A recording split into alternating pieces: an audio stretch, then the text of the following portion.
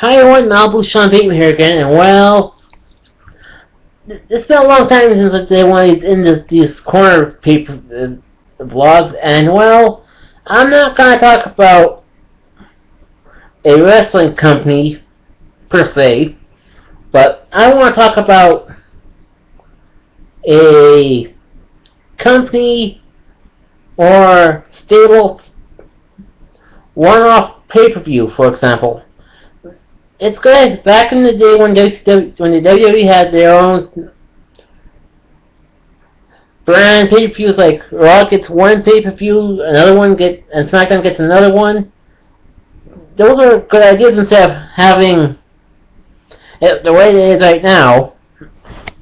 You see, it'll take time between the Raw pay-per-views to build a storyline instead of cramming in about 4 or 5 weeks. Which I like to have a nice long storyline, having a wrestler A who beats the world champion or champion, and he gets to face him in a 6-man match. In the following week, he beats him again in a tag team match, and then a couple weeks later, beats the champion in a number one in a singles match, and then to seal off the number one contenders slot, he faces off against the other 3 contenders to face the world champion at the pay-per-view, instead of having all the pay-per-view is all these championship bouts and having less than, I don't know, about 2 matches that are not title matches on the pay-per-view.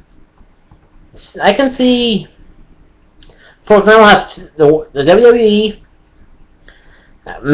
about 2006, I'm spitballing here, folks, and they had this pay-per-view for their then returning ECW called December to Dismember, and that brand pay-per-view completely sucked. They had only one good match in that event, and it was Eminem versus the Hardy Boys, and that match was awesome. And they added the extreme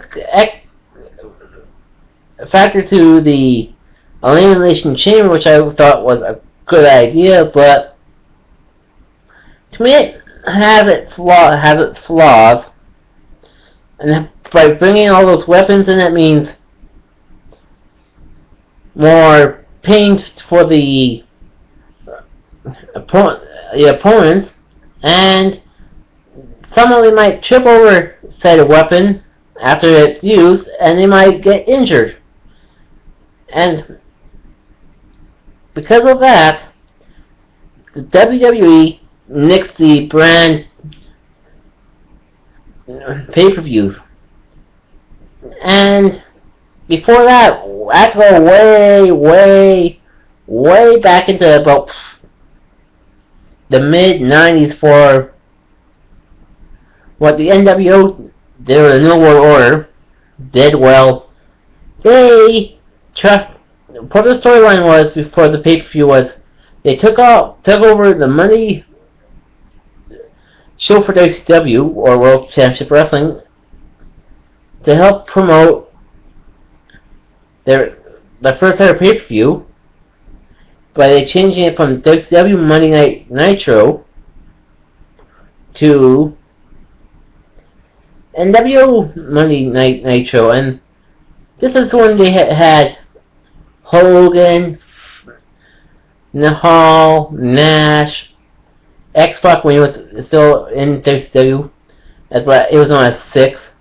They had Masahiro Chono, Michael Wall Street, or Mike Rotunda, or other two old school wrestling fans also had Big Bubba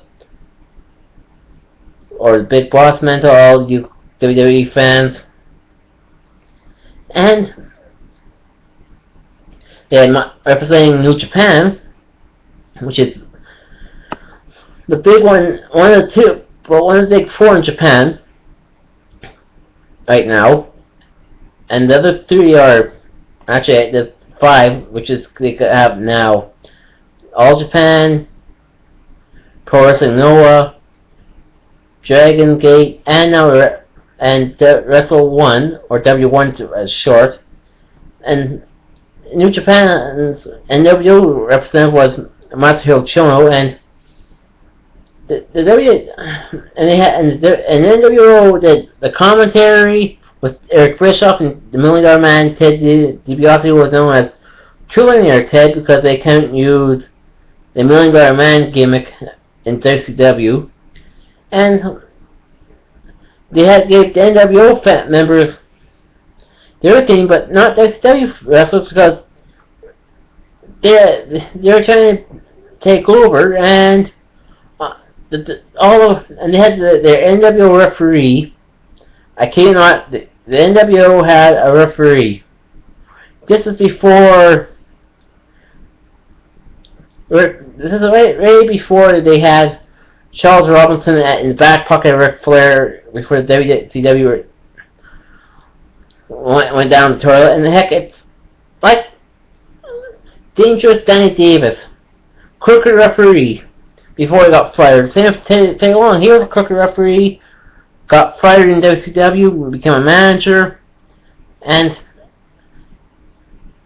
after seeing all these matches getting one-sided, the fans said, "This is fucking bullshit."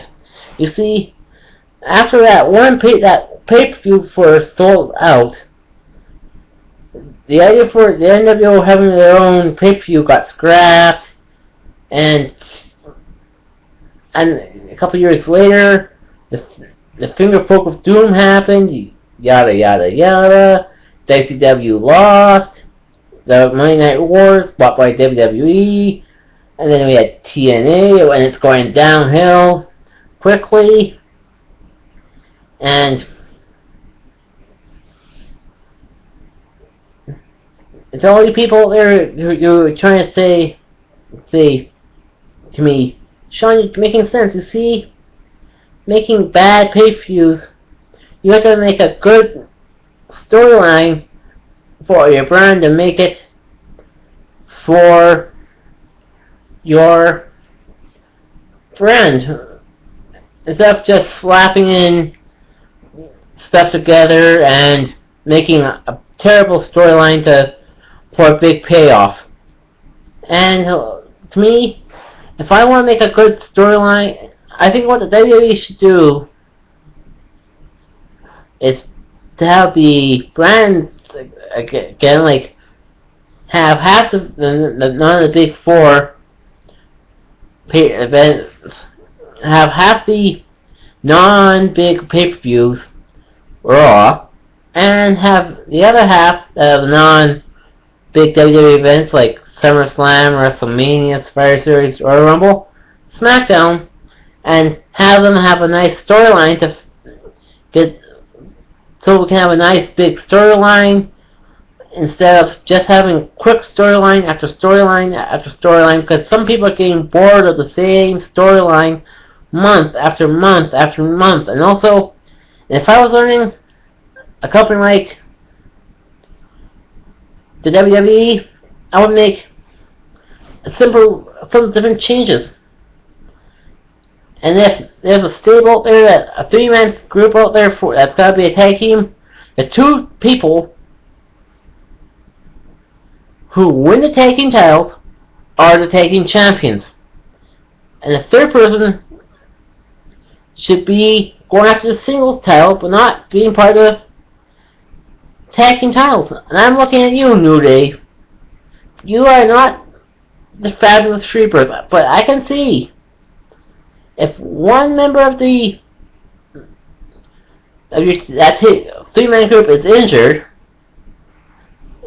then you can be the tag team champion. But if he's not, you just stay in the back because you're not a manager. And also, another way to get people to watch a main event is have what the Japanese, the Mexican wrestling companies do. 3 consecutive wins and can cash in to face the world champion, whomever he or she may be. And also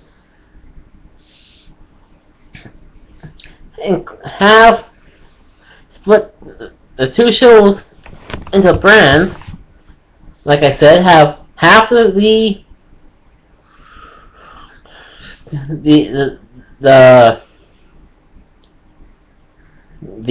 locker room on Raw and the other half on SmackDown.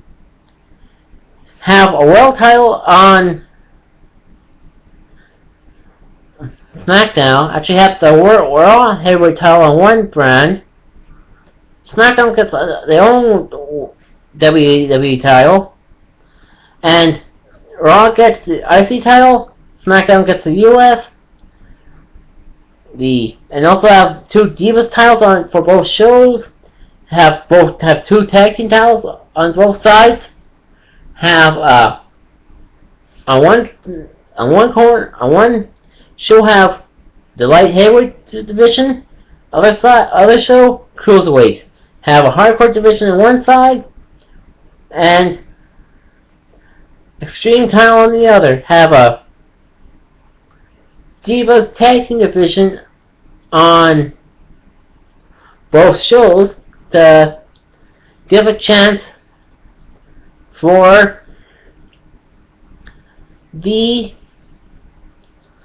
see how many good tag teams we can see in the Divas division, because the debut revolution is happening. Heck, and also that I'm tired of seeing on WWE right now, seeing a champion who's not a Divas champion who can't actually be. She's not, to me. She's Nikki Bella. She is not a good champion.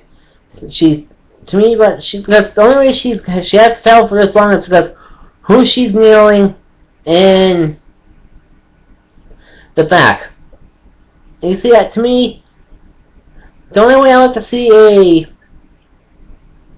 a champion, I like to see Nikki Bella against one of the new faces. And heck, speaking of the Divas division, I'm tired of their quote-unquote battle royals. You see, to me, a battle royal is you have to throw your opponent over the top rope. That's right. That's what a battle royal is. You throw your opponent over the top rope and both feet touch the ground.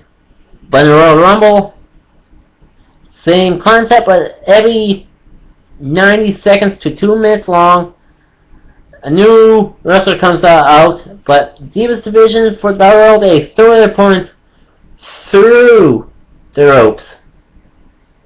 Yeah, what happened to the showing off their core for their strength? That's all I want to see. I want to see the Divas use their body strength to throw their opponents over the top rope. Hell, I know Natalya can do it because she's strong, like an ox, like her daddy.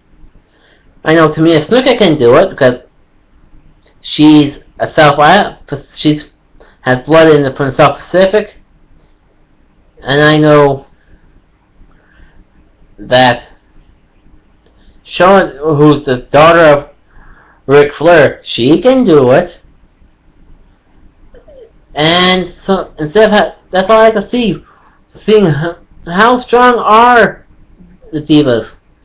Are they strong like their male counterparts or not? So this is Malibu Sean Bateman signing off.